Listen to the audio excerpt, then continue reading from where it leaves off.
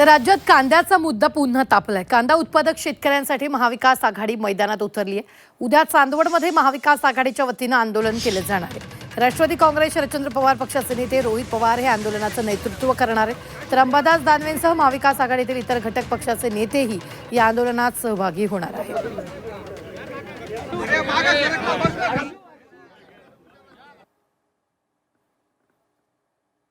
कांद्याचं आंदोलन उद्याच्या दिवशी चांदवडला आम्ही सर्वजण खूप मोठ्या लेवलला तिथे घेणार आहोत। इतका रोष लोकांना आहे। शेतकरी काय म्हणतात माहिती आहे का, मोदी साहेबांनी इटलीला जाऊन नाही तर बाहेरच्या देशाला जाऊन मेलेडी चॉकलेट देण्यापेक्षा, कारण का मेलेडीचं चॉकलेट दिल्यानंतर पार्ले नावाची जी कंपनी ते शेअर इतके वाढले, 10,000 कोटी रुपये तिथं वाढले। त्यामुळे शेतकऱ्याचं मत आहे ही मेलेडीची चॉकलेट देण्यापेक्षा पंतप्रधान साहेबांनी जर कांदा दिला असता तर कांद्याचे भाव वाढले असते आणि लोक त्या ठिकाणी खुश राहिले असते।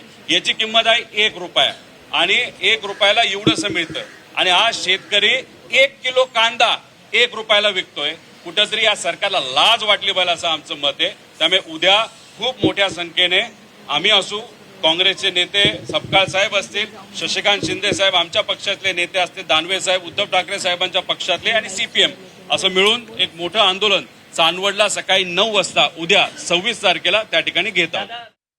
विकास आघाडी म्हणून मोठं आंदोलन, महाराष्ट्रव्यापी आंदोलन उद्या चांदवडला आहे।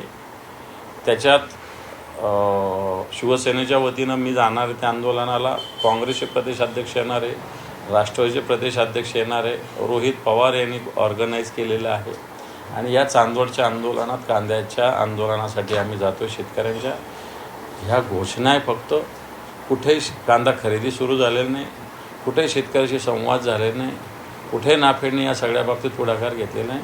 त्यामुळे कांदा उत्पादक शेतकऱ्यांचं उद्याचं चांदवडचं आंदोलन झाल्यानंतर मला असं वाटतं मुंबईला जाऊन मंत्रालयासमोर या मंत्र्यांना दे माय दंडी ठाय करावं लागेल।